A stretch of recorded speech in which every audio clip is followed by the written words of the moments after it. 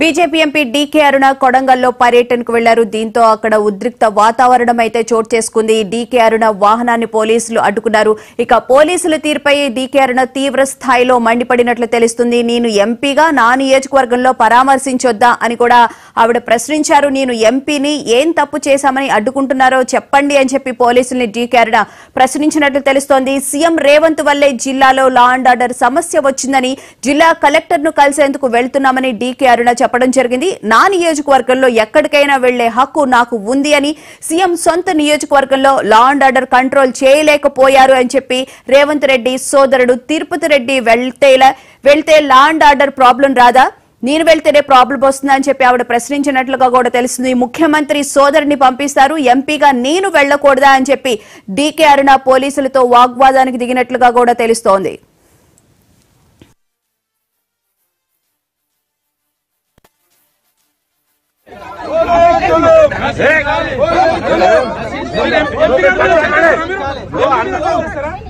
అందరు పార్లమెంట్ అందరు పార్లమెంట్ ఎక్కుతారు. మీరు ఆఫీసర్ అంతా పార్లమెంట్ పోతారు.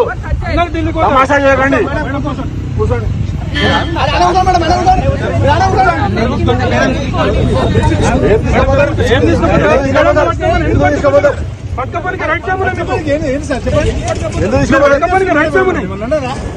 ఎందుకు తీసుకోపోతారు? పోదామన్నారు, ఆపిరు, ఆగినాం. మీరే ఆపిరు.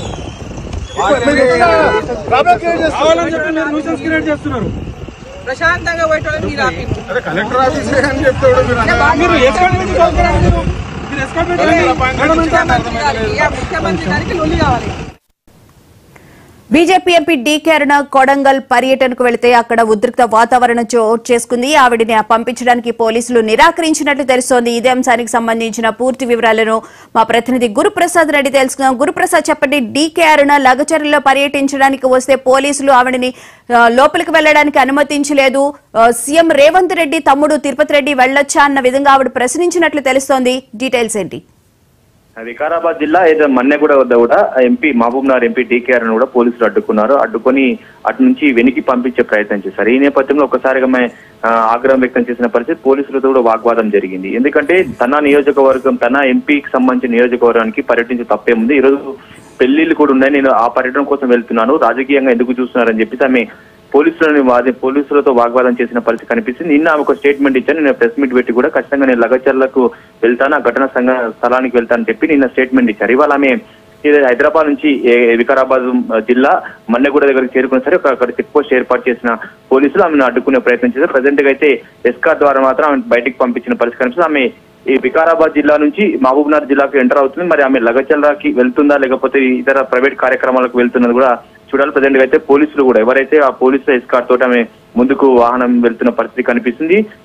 ఈ నేపథ్యంలో రేవంత్ రెడ్డిపై కూడా ఆమె కీలకమైన వ్యాఖ్యలు చేశారు. కొడంగల్ నియోజకవర్గంలో రైతులను అరెస్టు చేయడం అప్రజాస్వామికం, ఇదంతా కూడా ఫార్మా కంపెనీలకు మేము మద్దతు తెలిపినాం కానీ ఇక్కడ రాజకీయ కుట్ర జరుగుతుందని చెప్పేసి ఆమె రేవంత్ రెడ్డిపై నేరుగా ఆమె విమర్శలు గుప్పించిన పరిస్థితి కనిపిస్తుంది. ప్రజెంట్ గా అయితే రేవంత్ డీకే అరుణ కొడంగల్ నియోజకవర్గంలో పర్యటించబోతున్నారు. మరి కాసేపట్లో ఆమె లగచర్ర కి వెళ్తారా లేకపోతే ఇతర కార్యక్రమాలకు వెళ్తారని వేచి చూడాల్సిన అవసరం ఉంది. ఏది ఏమైనప్పుడు కూడా పొలిటికల్ టర్న్ తీసుకుని మొత్తం 3 పార్టీల మీద ఇప్పుడు మొత్తం కొడంగల్ నియోజకవర్గం మొత్తం ఉందని చెప్పవచ్చు. ముఖ్యంగా ఇటీవల కాలంలో డీకే అరుణ కూడా ఎవరైతే ఈ ఫార్మా కంపెనీకి సంబంధించిన రైతులతో కూడా మేము మద్దతు తెలిపిన పరిస్థితి కనిపించింది. గత కొన్ని నెలల నుంచి కూడా ఆందోళనలో పాల్గొన్న నేపథ్యంలో ఈ రోజు నేరుగా రేవంత్ రెడ్డి నియోజకవర్గం అలాగే మహబూబ్నగర్ ఎంపీగా ఉన్న డీకే అరుణ ఇదైతే లగచర్ల విలేజ్ కి వెళ్లాలనే ప్లాన్ తో ఉన్నారు. తిరుపతి రెడ్డి ఎవరైతే సీఎం రేవంత్ రెడ్డి సోదరుడు తిరుపతి రెడ్డి లగచర్ల గ్రామానికి పర్యటించారు, ఆయనకున్న హక్కులు మాకు లేవా అన్నట్టుగా ఆమె ప్రశ్నించిన పరిస్థితి కనిపిస్తూ ఒక ఉద్రిక్త వాతావరణం అయితే నెలకొనే పరిస్థితి ఉంది. ప్రజెంట్ సిచ్యువేషన్ అయితే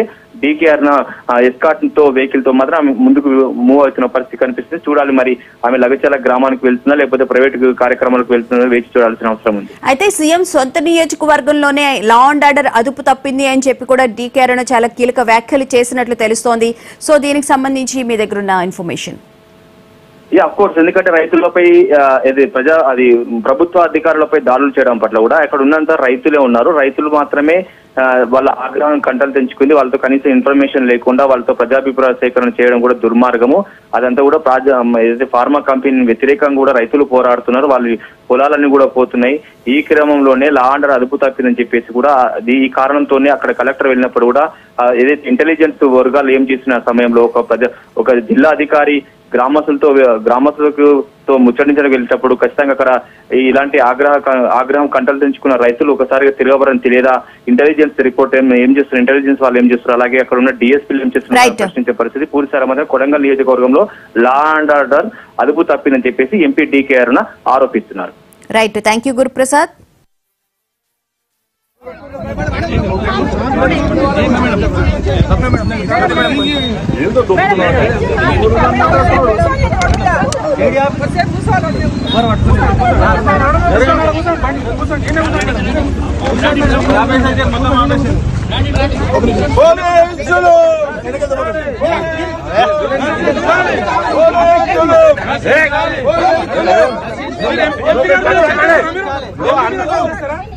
అందరు పార్లమెంట్ లో ఎక్కుతారు, అందరు పార్లమెంట్ లో ఎక్కుతారు. మీరు ఆఫీసర్ అంతా పార్లమెంట్ పోతారు, తమాషా చేయకండి. కూర్చోండి.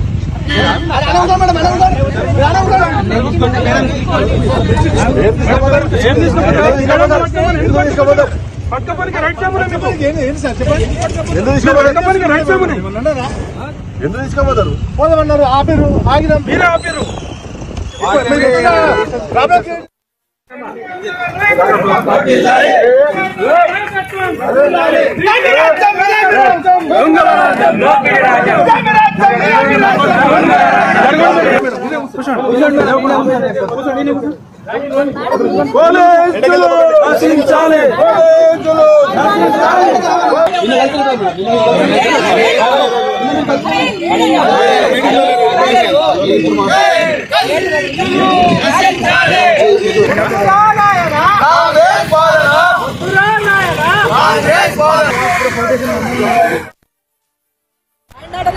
రాష్ట్రంలో ల్యాండ్ ఆర్డర్ మెయింటైన్ చాలా కాలే ముఖ్యమంత్రికి.